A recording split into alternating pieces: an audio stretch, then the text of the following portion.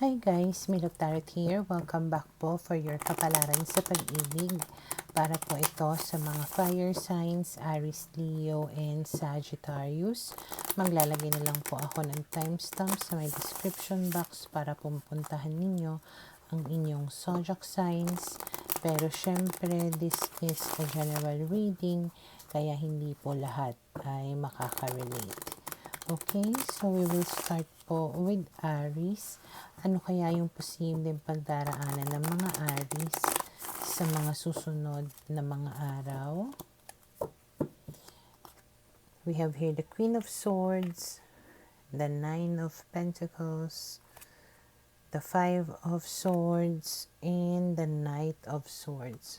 Okay, so base sa mga barahan na ito, malaki yung chance no na single kayo ngayon, or itong reading na to ay para sa mga separated or kaka-break lang, ganyan, basta single kayo ngayon, okay? And mukhang nakikita ko dito mas nagiging parang nakafocus na kayo sa sarili ninyo, parang inaasikaso ninyo yung sarili ninyong kapakanan, ganon, na masyadong, na parang wala na kayong masyadong pakialam sa ibang mga tao or sa past ninyo, parang ganon, okay? Lalong-lalo na kung yung past ninyo ay nagsinungaling sa inyo or napagtanto nyo na talagang sinungaling itong tao na involved sa inyo. Okay? Na pwede rin na nilalayuan mo na or sinusubukan mo na nga natakasan, iwasan itong tao na ito at parang ifino-focus mo na lang sa sarili mo. Okay? And then we have here the Temperance card, the High Priestess, the Page of Pentacles, and the Four of Pentacles. So again, nakikita ko dito na parang mas magiging kalmado kayo sa susunod na mga araw, mas at peace kayo with yourself, or parang okay na kayo na single kayo, ganon, na mas nagiging wais kayo, mas pinapairal ninyo yung utak ninyo, na maybe inaantay ninyo yung tamang tao siguro na makakapag commit sa inyo. Okay?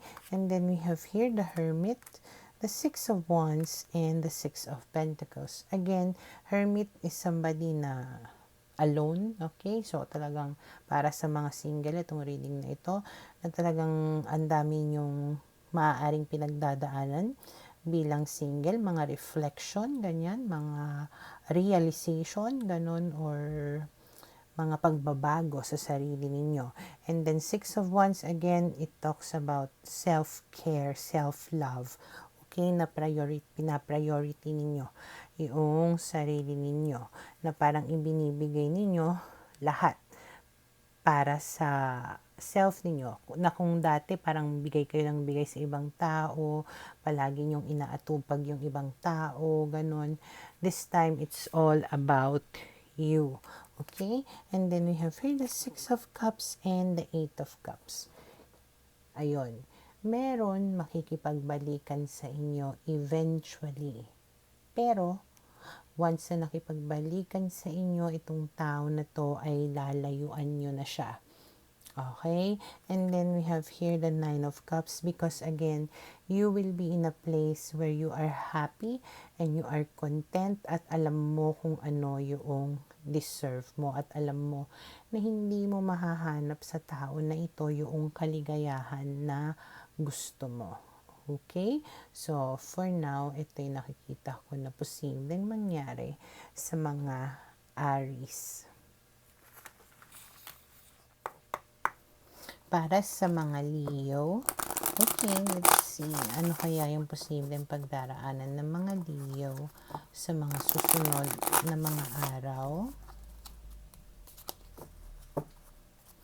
Okay, we have here the Knight of Wands, the World, the Nine of Cups, and the Nine of Swords. Okay, so sa mga susunod na mga araw,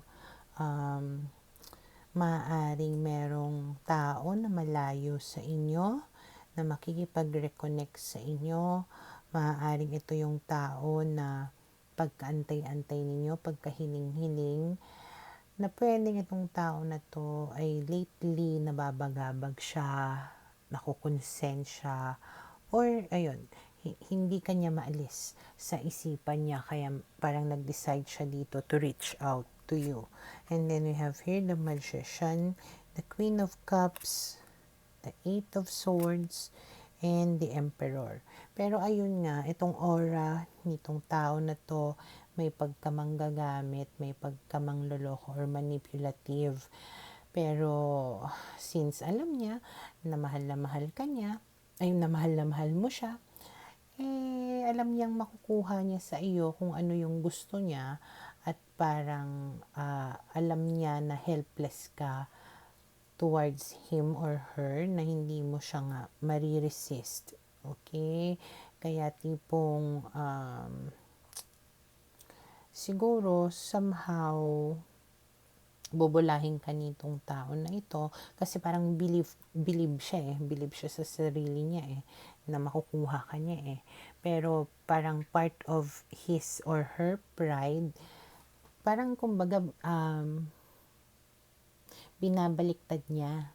Okay, kung tutuusin, siya yung hindi mapakali sa kakaisip sa'yo, pero babaliktarin niya yung sitwasyon. Parang kasi ayaw niyang i-admit rin sa sarili niya na ganun yung nangyayari, na hindi ka maalis sa isipan niya. So, babalik na rin niya yun. Parang ang mangyayari, ikaw yung lalabas na umiisip sa kanya or naghahabol sa kanya. Okay? And then we have here the Five of Pentacles, the Ace of Wands, and the Three of Swords. So, ayun, there's a chance, no, na may mangyari sa inyo. Pero after na may mangyari sa inyo, malaki rin yung possibility na i-abandon na ka lang niya uli. Nasaktan ka lang niya uli. Okay? And then we have here the Chariot and the Ten of Cups. Some of you, maaaring itong tao na to kasi ay committed sa iba or pamilyado sa iba, kaya parang may kailangan lang talaga siya sa'yo, which is like a sexual favor.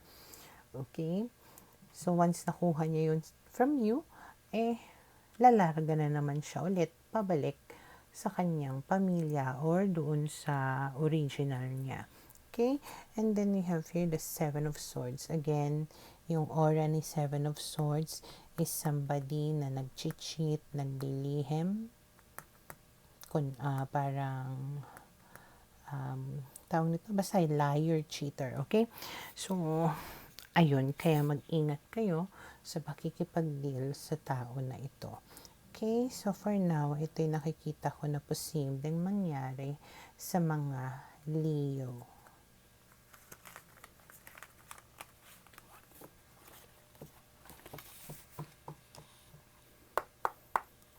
Para sa mga Sagittarius, okay, let's see, ano kaya yung posibleng pagdaraanan ng mga Sagittarius sa mga susunod na mga araw. We have here the Seven of Swords, the Knight of Swords, the Knight of Cups, and the Eight of Wands. Okay. So, parang ang daming taong involved or ang daming tao na makikipag-usap sa'yo, makikipag-connect sa'yo sa mga susunod na mga araw. Yung iba, sadyang concern sa'yo. Yung iba, parang umuusyoso lang, nakikichismis lang. Yung iba, yung parang wala lang, nangamusta lang, ganun, parang padaan lang. Okay? And then, we have here the Six of Pentacles, the King of Wands, the Ace of Pentacles, and the Hierophant. Ngayon, yung isa doon, maaaring merong maibigay sa'yo na kailangan mo. Okay? Yung isa naman doon, maaaring wala lang, madalian lang, makipaglandian lang saglit, and then babay na. And then yung isa naman, maaaring seryoso siya towards you. Okay? Hindi ko alam kung sino sa kanila, pero siguro marirealize mo ito along the way, okay? And then we have here the Ace of Swords, clarity. You will realize among these persons kung sino yung makakatulong sa'yo, or kung sino yung makakapagbigay sa'yo ng problema, or kung sino yung siseryoso sa'yo. Ang sinasabi lang dito, be patient. Huwag kang basta-basta agad-agad napapasok sa isang relationship, or huwag ka agad magtitiwala. Okay? Take your time. And then we have here the King of Pentacles, kasi whoever it is na serious with you, hindi ka rin mamadaliin. Okay? You will just know it na, ay, ito yung tao talaga na gusto talaga ako. Okay? And then we have here the Five of Swords. And eventually, yung kung sino yung nagsisinungaling sa'yo, kung sino yung parang gagamitin ka lang, kusa ito na mawawala, na hindi mo na kailangan kumbaga na pumili pa or i-avoid sila, kasi sila na mismo yung lalayo sa iyo. Okay? So, for now, ito yung nakikita ko na posibleng mangyari sa mga Sagittarius.